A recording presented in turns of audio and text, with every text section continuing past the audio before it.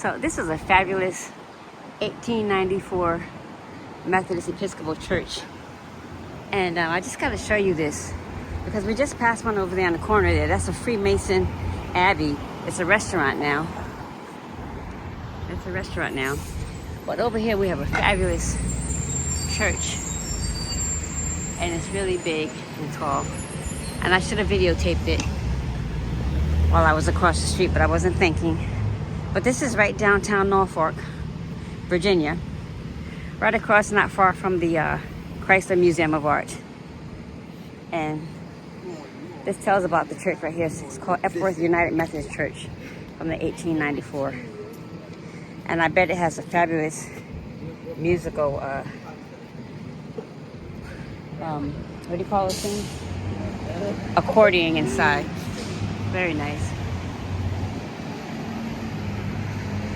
See if I can get this. So I think, like all around Norfolk, all these historical sites, if we look up the Cannonball Trail, we'll find all of them. Yeah, okay. Cannonball Trail. Awesome. Okay, so the next time I come down, we'll have to do that. Yeah, very beautiful. Very nice. I'm gonna cross the street really quick. Stay right here, and I'm gonna get a really good picture of it. Wow, look at that. Words can't describe how fabulous this church is. That's very beautiful. Look at that. That's gorgeous.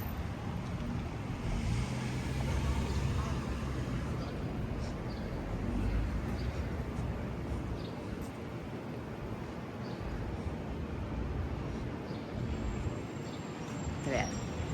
That's lovely. It goes on and on and on.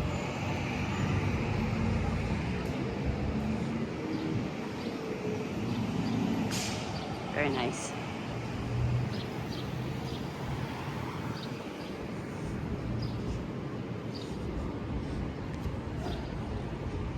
Let me see if I can get it from over here. Yep, there you go. That's it from the corner. Words doesn't do it justice, guys. This church is beautiful. Absolutely beautiful. Alright, so this is the Moses Myers house. It's a Freemason street. It's free admission. Don't know who Moses Myers was. Are they open? I think so. From noon to 5. Oh no, Jennifer, look. Open Saturday. Over. Yeah, this is Saturday. Open Saturday and Sunday from noon to 5. Okay. Open Saturday and Sunday, noon to 5. Okay.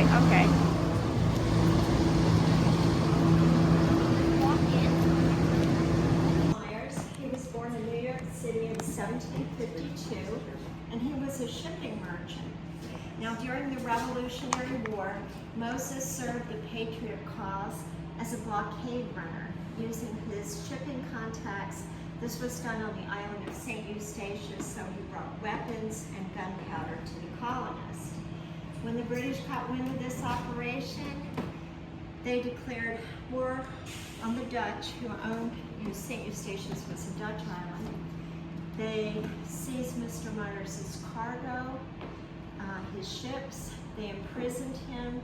Moses suffered his first bankruptcy as a result. So when the war was over and he was released from prison, we think he moved to Norfolk for 3 valid reasons. Y'all are local people, so he knew that because of the port, it would rebuild. So prior to the Revolutionary War, we were actually the busiest port next to New York City. So that's good if your business is shipping. And the other reason, maybe the most important reason, 5 years before the Bill of Rights was passed, Virginia passed a statute of religious freedom. That was important to Moses and his wife Eliza because they were the first permanent Jewish residents here in Norfolk. So it meant they could practice their religion freely, and Mr. Myers could hold public office, which he did. And the third reason, if you wanted to build your life from the ground up, look at this. This is what Norfolk looked like 10 years after the war. Did you know Norfolk was the most devastated city in all of the Revolutionary War? Wow. So, and that began January 1st, 1776, down along the waterfront. The British started bombing the harbor. And then it was a loyalist town, so that meant the Patriots started looting the loyalist homes, and then they were torching them. So finally the Continental Congress decided we better burn the entire place to the ground. We don't ever want it to become a British stronghold again. So that's what happened to poor Norfolk. So Moses, its nickname was actually Chimney Town, but Moses knew it would rebuild, and he wanted to get his foot in the door. So he came here in 1787. He was newly married to his wife Eliza. They were doing well enough in business by 1791 to begin construction of this federal-style house. Awesome. And we know they were living in it by 1795. Only one family ever owned this house. 5 generations owned this house up until 1931. They weren't the only people living here. Mr. Myers did own enslaved servants between 3 to 12 at any one period of time. It's important to tell their history too. Yeah. It was on this first landing here facing this way because you could see it from the first floor and also the second floor. I have a clock. Come. So that was, it was a room that men were withdrawn to conduct business. And this is where he would have conducted a lot of important business here. So this portrait here is a portrait of Moses Myers. And this portrait here is of his wife, Eliza. So these are really important portraits. That's David Stewart. You guys would know David Stewart. That's who's on that's the portrait that's on of George Washington that's on our dollar bill. So that's important. Yeah, I know that president. He's on the $1 bill. That's right. And that's the same guy that did that portrait painted these two. And then this First president. yeah, that's very good. And then this is their oldest son, John. That's also a important picture. It was painted by Thomas Sully. Thomas Sully was famous for painting the portrait of Matthew Jackson. And then this is their second oldest son. This is Sam Myers. And you might be wondering why he's dressed like that. And we think he's dressed like that for a couple of reasons. One being that so when America was first growing and being developed, they really celebrated the early neoclassical time period, Greek and Roman. So it kind of acknowledges that. But also he was the first Jewish graduate at the College of William and Mary that received his degree in law. Awesome. So That might have been his graduation. yeah, and then he was a character too. He would do yeah. things that other people Like didn't. theater. Exactly. But they had 12 children, boys and 3 girls. Awesome. And, the paint colors in the house are original to the first generation. So in 1819, Moses Myers did suffer second bankruptcy. In 1819, they were one of the most wealthy families in all of the U.S. And so he was expanding the business to open a branch for his son John. The U.S. suffered a significant financial collapse in 1819. And because of that, creditors came in and did a room-to-room inventory. The room-to-room inventory, this is a copy of one of the pages. Like this is the one dining room, the front bedroom, it's upstairs. So they inventoried everything in the house because at that time period, you weren't just taxed on your house and your property, you were taxed on your furnishings and even your decorations. Wow. It's amazing, huh? Amazing.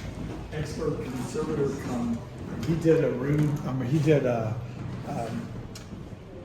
a sampling, or what he did is remove more than 20 layers of paint off the paint to determine what the colors were in 1819. So these are the original colors. But also, when he removed the paint off of this mantle, they discovered the gold. Oh, wow. And they didn't know the gold was here.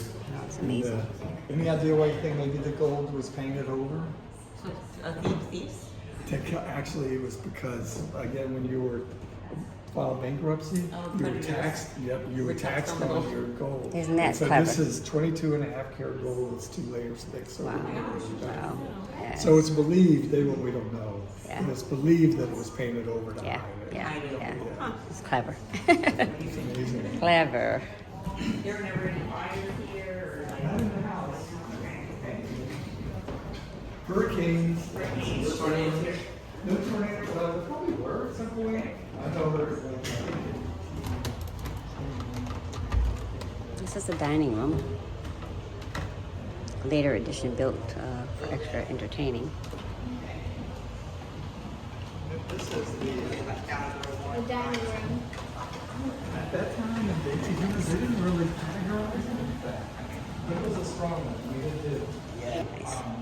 In 18, so this is a part of an addition done between 1805 and 1810. And so as the family grew and as his success grew, he expanded the house and built this dining room here. And, so they wouldn't have used this dining room on a daily basis. They would have just used it for events, functions, banquets, balls, weddings, and funerals. And the table here is made by he built the table in a way that you could pull it, you could pull these poles out, lift it up, and it's if you needed the room to be open up for the 20, and so that's that clock. And rise up to the third floor and go out the third floor. So they weren't all 12 here At one the same time. Oh, okay, got it. it. was over all the years until Okay, yeah. So you might have 2 or 3 at a time. Oldest son, John, and these are building pistols. And so, so he had purchased them in London in 1811 when he was doing the Grand Tour, and he brought them back. Because Norfolk was a pretty rowdy town, and so he brought them back for protection. But they're also these dueling pistols were used in a famous duel between Commodore Stephen Decatur and Commodore James Barron. Have you ever heard of Decatur Street, New Orleans, Decatur, New York, Decatur, Georgia? Yes. That's all Stephen Decatur. This is the home of Moses Myers. It's a 3-level home. Yeah, it doesn't look so big. It doesn't look big downstairs, but man, look at this. Wow, this is fabulous. That's the original.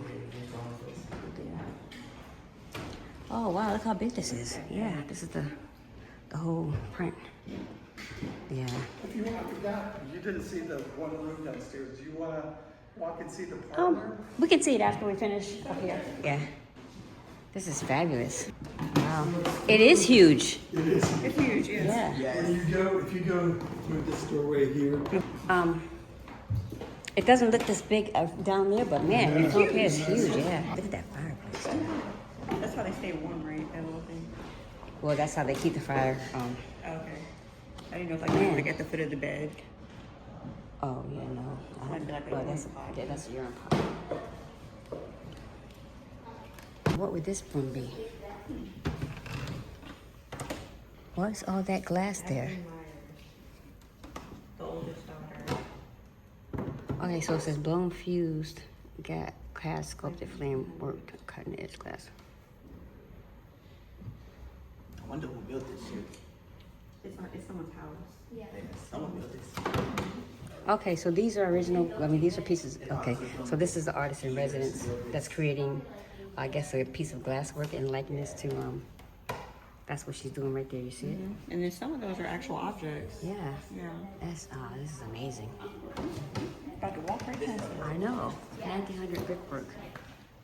So that's the artist in residence. Wow. The happiest man that ever breathed on earth with all the glory of his hate and buried. 1,000 square foot.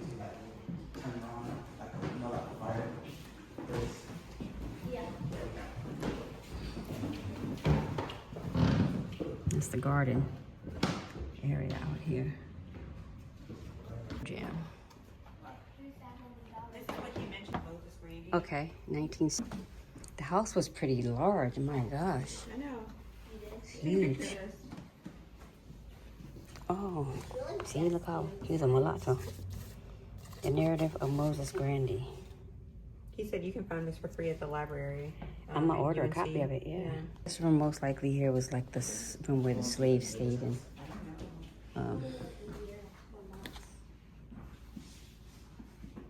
They had a lot. They did a lot of work to this house, though. So these now are like bathroom stalls.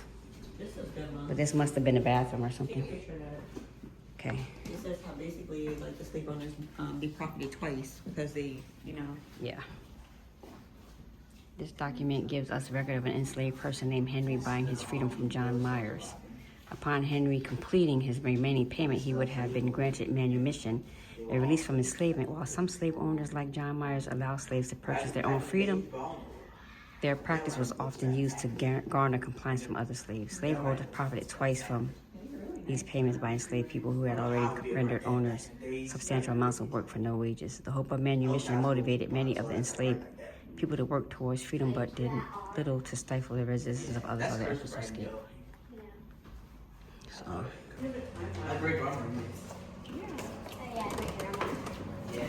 Moses Myers, Maritime.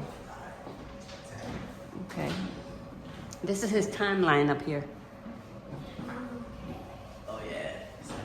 this is the house of someone who served during the American Revolution. How about that? Very nice. Oh, this is Matt right here. This must have been his office. He was alive during the time of Napoleon Bonaparte. Look at the family crest on the wall there. Right there behind the door. That's the British coat of arms. Oh, it is? Oh, okay. Wow. This is deep. It's actually cool up here. Yeah. And it gets cooler because, the That's a relative. Barton Myers, yeah. 1920. Come in here. Okay. That's a photograph of like this in kind of 1920s.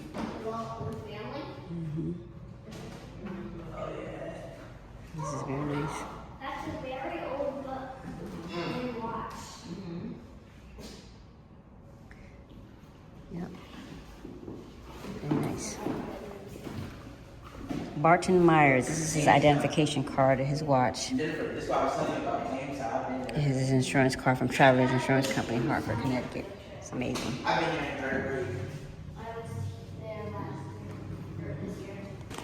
So these are the bedrooms, I think, where the children were.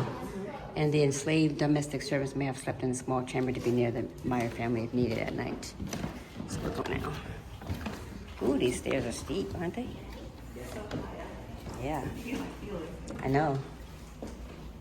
I don't think we can go inside. But we can take a look at it. So the kids were up in the attic, huh? Yeah. But man, look at that. 3 levels. Very nice. This is very high up. Well, this is the 3rd level where the children and the slave who worked for them would have stayed. Yep. And they got 2 rooms in there. One would have been where the domestic servant or slave would have slept. Yeah, the kids would have slept in here on beds. Yeah. Yeah. Yep. Before that one got there. You kind of tell like food, stick on the mantle. And so then after they searched the granddaughter room, we know they played games. That's another back area. And you know what they're looking at? That's like the hyphen. Yeah, So it's a yeah. way to get through the house. Careful. Yeah. Then you go out to the kitchen, you go to the dining Don't go room, in there go all the way. upstairs. And then the original kitchen they built when they completed the house in 1795 was in the basement below here. And then they learned pretty quickly they had an idea here to have a kitchen in the basement for hot. It was high potential of fire, but also the water table here, it had potential of fire. If you want, you can walk through the Okay, camera. awesome. Door goes down to the basement. Dining room. This section is all closed off now. These were the hyphen rooms, the back rooms. So That's this was okay. So this was the kitchen on this end right here? the first bedroom level here. Oh, okay. Okay, awesome. Yeah. And then that's the back. Okay, and what's that building over there that those people are coming out of? What's that? That Oh, building that's there. the mall. So the Oh, got it. property Okay. just extended the water here. Come on. Before they built that mall. And actually, I'll tear it Yeah. down. Yeah, And, yeah. Well, we parked at the mall. We could just Better. This right here. I can't see. Oh, there it is. Yeah. You can hardly see it, but yeah, you can hardly see it, but you can see it. Yeah. It's nice in there. Yeah, you can hardly see it, but let me see. It's nice in there. It's okay. Can you see it better there? See, the windows are so dirty. You I just can't have to get really, really close. Yeah, I can see inside, but I can't see inside with my camera. Yeah, it's just dirty. But yeah, it's a huge fireplace. This is the kitchen. It has the pots hanging on the walls. That's amazing. And yeah, it's too bad we can't see it, but it's yeah, this is the garden. Beautiful, beautiful piece of property. Very nice. Yeah. Thank you so much. We appreciate you. Thank you so much. Bye-bye. Thank you. Bye. That's great. I can't believe we almost walked past that. I know, And right? then the mall's connected right to like And look, staff office is right down there, down in the basement. garden over sunrise to sunset. Mhm. Wow, I enjoy. That's another nice church right here. Very nice. Another historical home.